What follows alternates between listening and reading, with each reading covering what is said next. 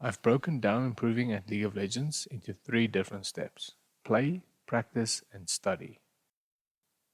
Playing the game might seem like the most obvious way of improving at League of Legends, but in actual fact, it can be broken down into two different aspects: bot games and normal games.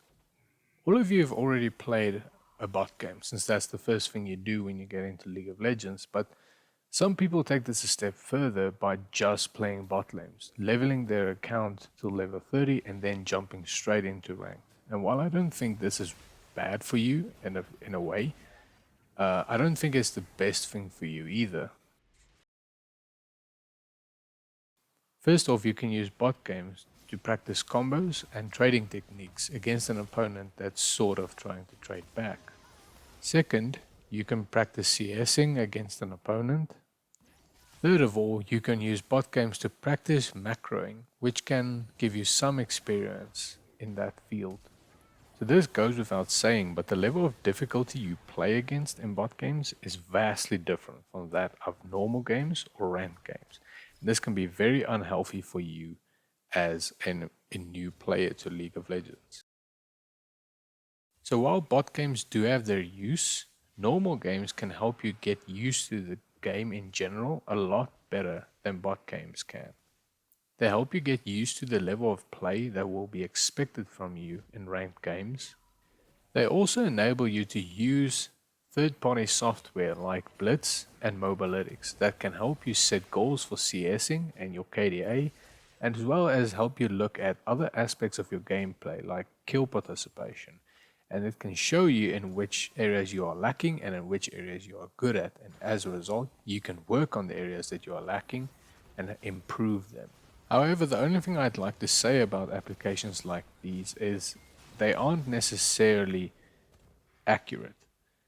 Because even if you use software and you see that your enemy laner is autofilled, that doesn't mean they are bad at the role they are autofilled at. So I do recommend taking this information you get from these applications with a grain of salt and still treating your enemy laner as if he wasn't autofilled. So, do I recommend that you only play normal games and not bot games? No, I don't think so. And the reason why I say this is because, like I mentioned, you can use bot games to practice stuff like CSing and trading techniques, which you can then take into normal games, and it might help you improve your gameplay. So, by practice, I mean solely using the practice tool and not bot games. The reason for this is one specific element of the practice tool, and that is the practice dummy. These are basically punching bags for you to practice whatever you want on them. I primarily use them to practice my combos and kiting for certain champions. But the possibilities are endless, you just have to be creative with it and come up with your own practice methods that are best suited for your needs. Going back to websites like Mobalytics, you can use the statistics from these websites to help you look at certain aspects. If it's damage, you can practice more kiting and combos. And if it's CS, the practice tool can also be used for that. However, I just do recommend that you get into a beginner bot game and practice it there. This is one part of the improvement process that I feel so many people overlook, and it's so good for you as a new player. I would even say, it's my secret to improving. So, what I mean exactly when I say you have to study the game, it's basically going to YouTube and either watching challenger replays of the champ you play or finding a YouTuber that mains the champ. Both are such huge sources of information that it's such a big mistake to undervalue the amount of information you can actually get from them. Another part of studying that I like doing is formulating and trying your own builds and runes. It gives you such a good understanding of each item and why you go each item in the normal build path. Learning your champ's strengths and how to exploit them and their weaknesses and how to work around them can literally change the game for you. So how should you go about implementing this improvement process? The method I use is by first starting to study the particular champ. Now, this serves two purposes. One, it can show you what a champ can do in experienced hands, and two, it'll show you if you'll even enjoy the champ's playstyle. Now, I would give emphasis to the playstyle rather than the YouTuber or streamer's KDA at the end of every match. Just because, in my opinion, this is the most important aspect when choosing a champion. Next up is the practice process.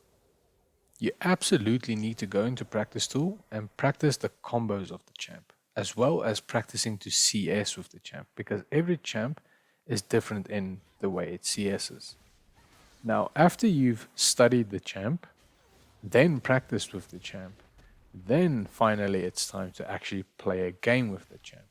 Now, like I said, I do recommend going into a bot game first, then going into normal games, and then going into ranked games. So, let's say you try this process and you find that it, well, doesn't really work for you. What should you do then?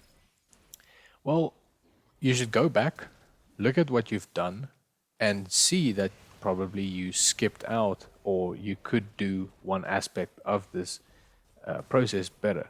Because this isn't just the way you improve at League of Legends, this is literally the way you improve at anything.